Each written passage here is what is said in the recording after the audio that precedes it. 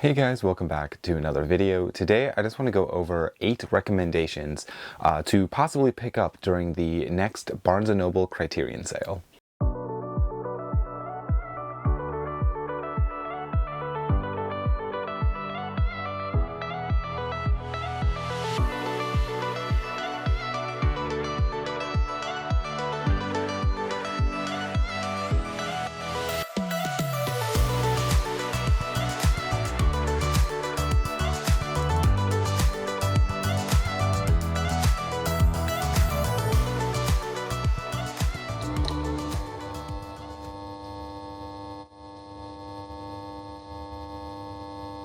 Hey guys, welcome back. Like I said, I just want to go over a few picks from the Criterion collection. The Barnes & Noble Criterion sale is right around the corner. It usually happens right in July for the whole month. So these are just some picks that I personally love these movies, and I would highly recommend checking them out if you have not seen them already. Some of them you've probably already heard of or you're at least aware of, but some of them I feel like you probably, they're not talked about a lot. So I'm just going to jump right in and just go over all of the ones that I picked. It was very hard to distinguish between my favorite Criterions versus just these recommendations that I have. I have a video on this channel already going over some of my favorite Criterions within the collection, and so I had to kind of, try balance that where these aren't necessarily like my favorite Criterion films, but these are solid, like really good movies that I would recommend checking out. So if you are curious about my favorite Criterions, I'll link that video in the description as well. But for now, these are just, there's a little bit of crossover too, but for now, these are just, some movies that I think are fantastic within the collection. So I'm just going to go in spine number order, but the first one here, this is spine number 36, and that is the film The Wages of Fear. Now this is a movie that I feel like I've talked about this before, I think, on this channel, but I really enjoy this movie. It's from 1957, it's 147 minutes long, it's in black and white and in French, but it is just a fantastic film. It's about these guys who have to transport this extremely explosive material, and they're just going over this really rough terrain. They're in these trucks, and it's just a fantastic film. I feel like the entire movie I was on the edge of my seat because it is so well paced and so well done that you really don't know if they're going to make it or not. And that 147 minutes really flies by with it, but I would highly recommend checking out The Wages of Fear. And I should add too, while I'm thinking of it, all of these will be linked in the description to Barnes & Noble. So yeah, if you are curious, go check out the trailers for each of these. I don't want to spoil necessarily any of these, but go check out the trailers and decide for yourself. But yeah, Wages of Fear, which is one of my favorites. Now, I also wanted to add in here, this is a horror film from 1922. This is spine number 134. It's 105 minutes. It's tinted black and white, and it's a silent Swedish film. So you'll have the title cards in there, and they will be in Swedish with English subtitles underneath those. But that is the film Haxan. This is a film that is honestly very impressive for 1922, and I forget what Haxan actually translates to, maybe the witch, if I'm not mistaken, but it's definitely just a fun, like, horror film. But if you enjoy horror, I would definitely recommend checking this out. Maybe you can get this, I feel like it would be like great for like a Halloween like party to have on. You could grab this and you'd wait for Halloween to watch it, or you could just watch it in the middle of summer. I feel like it could honestly go both ways with it. But yeah, Haxan, fantastic 1922 Swedish horror film. And the next one here, this is from 1940, it's spine number 135, and that is the film Rebecca. This film actually won Best Picture in 1940, and this is 130 minutes, black and white, and in English. So this is an Alfred Hitchcock film, and I feel like people know about this movie, or like film people have actually, have watched this, but I really enjoy this movie. Honestly, Alfred Hitchcock he's one of my favorite directors, and I just feel like all of his films that I've seen are just absolutely perfect. And this movie is just, it's up there for me. I really enjoy this one. It's definitely interesting just to see, you know, I think this is the only Alfred Hitchcock film to ever win Best Picture, if I'm not mistaken. I'm 90% sure on that. But this is just a fantastic film. I honestly see why it won Best Picture. It is just one of those movies that I feel like I need to revisit it soon because it's been a few years since I have seen it. But from what I remember, it was very good, and I would highly recommend checking it out. Now, this next movie is from 1957. It's spy number 146. It's 96 minutes, black and white, and in Russian. And that is the film The Cranes Are Flying. Now, this is one that I watched semi-recently. I would say within the last year I watched this. And I was not really sure what this movie was actually about when I watched it. It is just fantastic. I would highly recommend checking this movie out. You know, usually black and white Russian films are... I don't know what it is with Russian films, but I don't gravitate towards Russian. I usually gravitate towards like Italian films. But I really enjoyed this movie, and it is just so well done. Especially the ending. I feel like the ending really stuck with me when, you know, it's in the middle of this giant parade and there's just things happening, and it's so well done. And I would highly recommend giving this a shot. But that is the film, The Cranes Are Flying. This next movie is from 1970. It's spy number 218. And that is the film, I believe this translates to The Red Circle. But I don't speak French, so I can't say for sure how to pronounce that. But yeah, The Red Circle.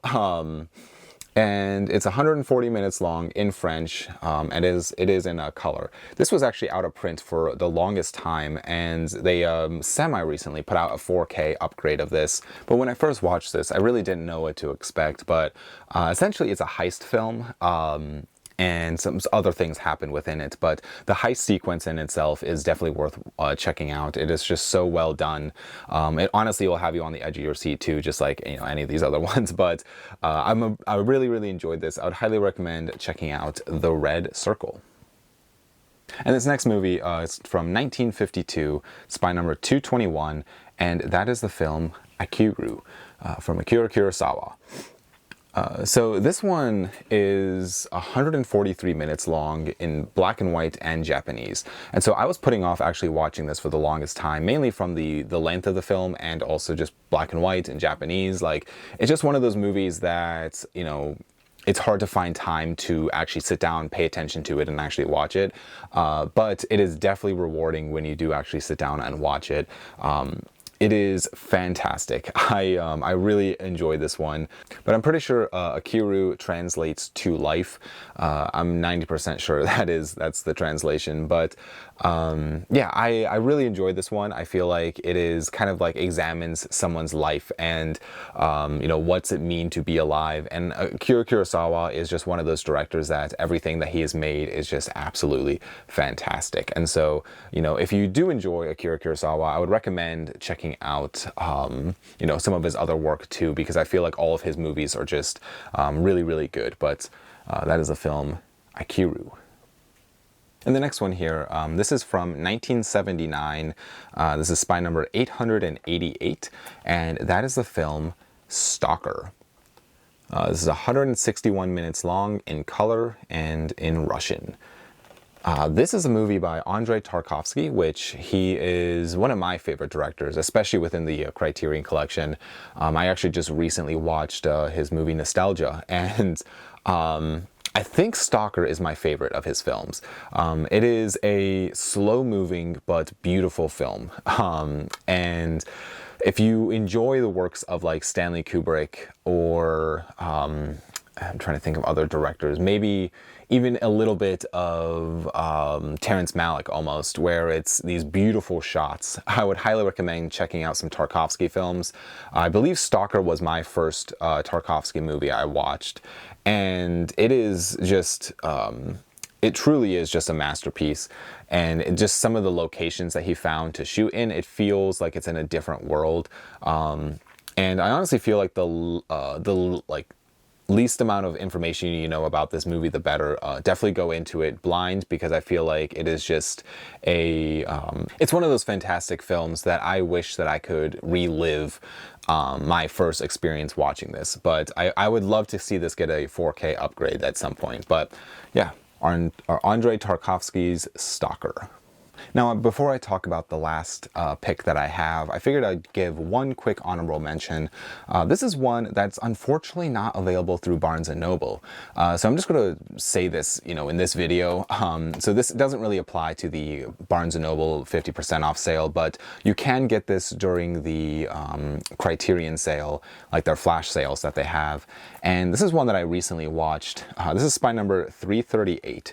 It's technically from 1967, but also on the same disc there is a remade version from 1970, and that is the film Equinox. So I say remade. This 1967 version is the original. However, the director went back and added scenes to the original film and kind of changed some things around and re-released it in 1970. I personally watched the 1970 version. The 1970 version is called Equinox, and the 1967 version is called The Equinox: A Journey into the Supernatural. So I'll just kind of quickly show these two different versions here. Now, this is the only reason why I'm mentioning it is because I recently watched it, and I was honestly blown away by this film. I would highly recommend checking it out, especially, I talked about this on a live stream, but especially if you enjoy The Evil Dead. Sam Raimi definitely took heavy inspiration from this movie. So this honestly doesn't quite feel like it doesn't really belong in the Criterion collection in some ways. I feel like it almost would rather belong closer to like Vinegar Syndrome or Severin, or even like Arrow Video. But honestly, I'm happy that this is in the Criterion collection, and I would highly recommend checking it out. But that is the film Equinox. I should also add that unfortunately it only has a DVD release, so it does not have a Blu-ray yet. It'd be very nice if this eventually got a Blu-ray, but Equinox. And the last movie, or I guess box set of movies that I will recommend, this one's not spy numbered. Now, this is one that is a little bit more pricey. This comes in during the sale at $150. So this is normally $300, which, if you are going to basically purchase one item during the sale, or spend about $150 during the sale, I'd probably recommend checking this set out. I feel like you get kind of the most for your money in terms of films to dollar kind of ratio. But there are like 30 movies in this, and this is the Ingmar Bergman box set, or Ingmar Bergman Cinema box set. This set is fantastic. It comes with almost, all of his films, and all on Blu-ray, and a giant book. Kind of show it a little bit here, but has this really nice hard outer case.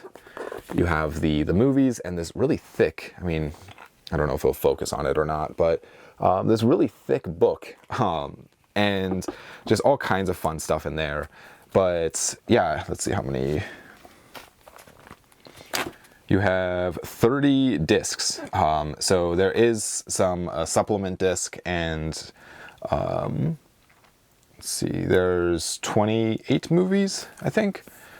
29 technically if you count the Making of Fanny and Alexander on here, but yeah, just all kinds of fantastic films made by him, and I cannot recommend this set enough. I feel like it is, for what you're paying, you're getting so many films, and it is just an absolute joy to go through this set and just experience some of these movies. And if you're looking just to get or to watch as many films as possible, I would highly recommend checking this set out. Some other, quick honorable mentions would be like the Fellini box set, or the Pasolini box set, or the Verda box set. But you know, all of those, like these collections of the director's works, I would highly recommend getting these, because I feel like, you know, you're getting a really good deal for how much you're spending versus how many movies you're getting. But I've had a lot of fun just going through this set. I have not watched, I should say, I've not watched everything within the set. I am working my way through it, but from everything that I have seen, it is absolutely fantastic. So my last recommendation would be the Ingmar Bergman box set. But those are just 8 picks for my you know, recommendations for the Criterion Barnes & Noble sale that is right around the corner. But let me know in the comments down below, is there any recommendations that, you know, something I might have missed? Do you agree with my recommendations? You know, what are some other films that you would recommend? I am curious to hear all of your guys' thoughts. But thank you guys so much for watching. I really do appreciate it. Sorry again so much for all the video delays. I feel like I have just been super busy with work and just house projects, and, you know, not getting around to actually sitting down and filming. So I am hoping to you know, make more content soon, so stay tuned. I appreciate your guys' patience, but thank you guys again so much for watching, and I will see you guys all in the next video. Bye.